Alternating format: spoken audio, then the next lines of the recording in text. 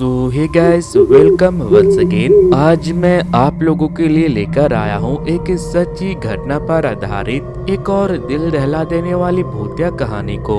राजस्थान के शहर जोधपुर में गोपाल नाम का एक बच्चा रहता था। गोपाल की उम्र 13 साल की थी, जो कि 5वीं क्लास में पढ़ता था। गोपाल के स्कूल से घर के रास्ते में एक शमशान पड़ता था।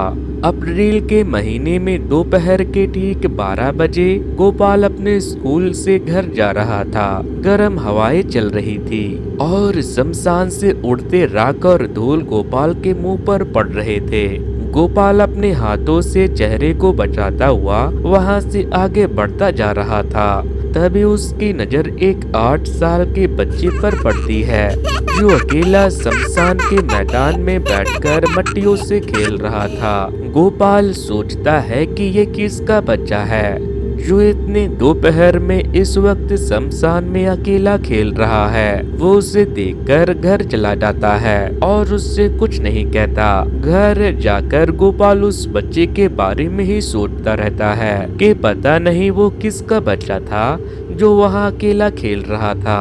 अगले दिन स्कूल के बाद गोपाल फिर से अपने घर लौट रहा था। कल की तरह आज भी गर्म हवाएं शमशान की धूल को उड़ा रही थी। वो अपने चेहरे को हाथों से कवर करके आगे बढ़ता है। तभी वो बच्चा जिसे उसने कल देखा था, गोपाल उसका हाथ पकड़ लेता है और उससे पूछता है कि तुम इस वक्त यहाँ क्या कर रहे हो, तुम्हारा घर कहाँ है, चलो अपने घर चले जाओ। जिस पर वो बच्चा गोपाल से कहता है कि क्या तुम मेरे साथ खेलोगे। गोपाल कहता है ठीक है, मैं तुम्हारे साथ खेलूंगा, लेकिन इसके बाद तुम अपने घर चले जाना। वो बच्चा कहता है कि ठीक है। इसके बाद वो दोनों पकड़ा पकड़ी खेलने लगते हैं, लेकिन वो बच्चा इतना तेज था जो गोपाल के पलक झपकते ही यहाँ से वहाँ चला जाता था। थोड़ी देर खेलने के बाद गोपाल उस बच्चे को घर जाने के लिए कहता है और उससे उसका नाम पूछता है। वो बच्चा उसे अपना नाम बबलू बताता है। इसके बाद गोपाल अपने घर के लिए निकल जाता है, लेकिन वो बच्चा उसके पीछे पीछे आने लगता है। गोपाल उससे पूछता है कि तुम मेरा पीछा क्यों कर रहे हो, तुम अपने घर चले जाओ, नहीं तो रास्ता भूल गए तो तुम्हें कोई पकड़ कर ले जाएगा।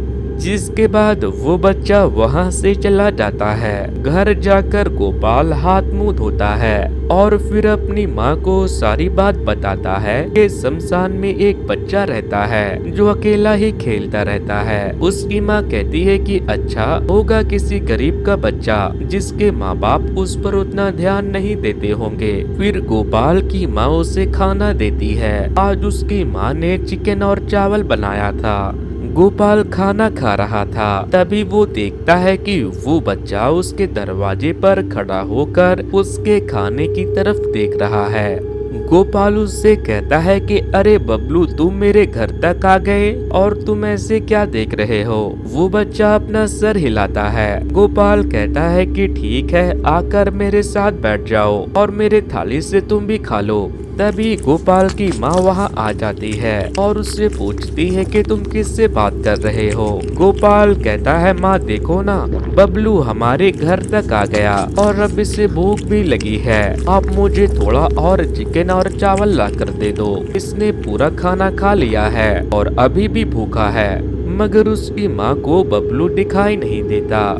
गोपाल की माँ को लगता है कि गोपाल को चिकन पसंद है, शायद इसीलिए ये उसे खाने के लिए एक्टिंग कर रहा है। जिसके बाद उसकी माँ रसोई से जाकर चावल और चिकन ले आती है। मगर कुछ ही मिनटों में गोपाल फिर से अपनी माँ को आवाज लगाता है कि माँ, बबलू ने सारा खाना खा लिया है और अभी तक इसकी भूख खत्म नहीं हुई। गोपाल की माँ बहुत परेशान हो जाती है और सोचने लगती है कि गोपाल ने आज तक एक साथ इतना सारा खाना कभी नहीं खाया, फिर आज इसे क्या हो गया। मगर वो उसे खाना लाकर दे देती है। बबलू फिर से सारा का सारा खाना खा जाता है और गोपाल से और खाना मंगवाने के लिए कहता है। गोपाल फिर से अपनी माँ को आवाज लगाता है और कहता है कि माँ, बबलू को और खाना चाहिए। मगर इस बार गोपाल की माँ गुस्सा हो जाती है और कहती है बबलू से कह दो कि अगर वो ज्यादा खाना खाएगा तो वो बीमार पड़ जाएगा।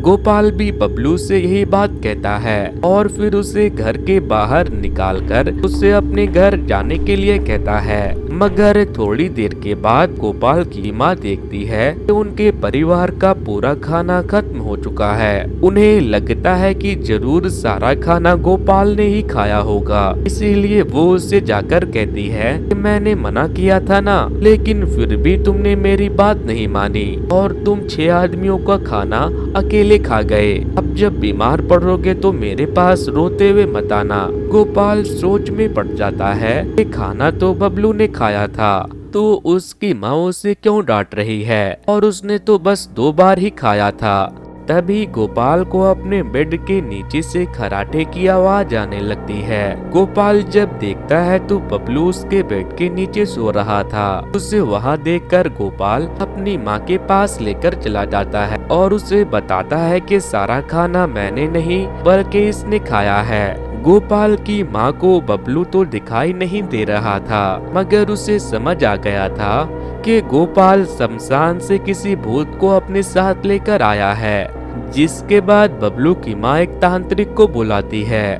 तांत्रिक गंगा जल छिड़क कर कुछ मंत्र पढ़ता है तो बबलू का भूत बेड के नीचे से निकलकर गोपाल के अंदर आ जाता है। इसके बाद तांत्रिक बबलू से पूछता है कि तुम्हारा नाम क्या है और तुम्हारी उम्र कितनी है, जिस पर गोपाल के शरीर का इस्तेमाल करके बबलू उसे अपना नाम बबलू बताता है और बताता है कि वो 38 साल का है। तांत्रिक पूछता है कि तुम इस बच्चे के शरीर में क्यों आए, तो वो कहता है कि ये मुझे अच्छा लगा इसलिए। फिर तांत्रिक पूछता है कि तुम कैसे मरे थे, तो वो कहता है कि मैं अपने घर में अपनी माँ के आने का इंतजार कर रहा था, लेकिन वो 4 दिनों तक घर नहीं आई। मेरी माँ के अलावा देखभाल करने वाला कोई नहीं था। वो मुझे घर में बंद करके कोई काम से गई थी, लेकिन वो वापस नहीं लौटी, इसीलिए भूख और प्यास के कारण मैं मर गया। इसके बाद तांत्रिक अपने रुद्राक्ष को गोपाल के सर पर लगाता है और फिर हम देखते हैं कि बबलू की आत्मा तांत्रिक के साथ वहां से जा रही है। इस इंसिडेंट के बाद तांत्रिक के साथ क्या हुआ कोई नहीं जानता, क्योंकि उस दिन के बाद से वो तांत्रिक किसी को कहीं दिखाई ही नहीं देता। तो हमारी आज की ये भूतिया कहानी आपको कैसी लगी हमें कमेंट करके जरूर बता देना। तो वेल गाइज, आज के वीडियो में इतना ही। Thanks to, good bye.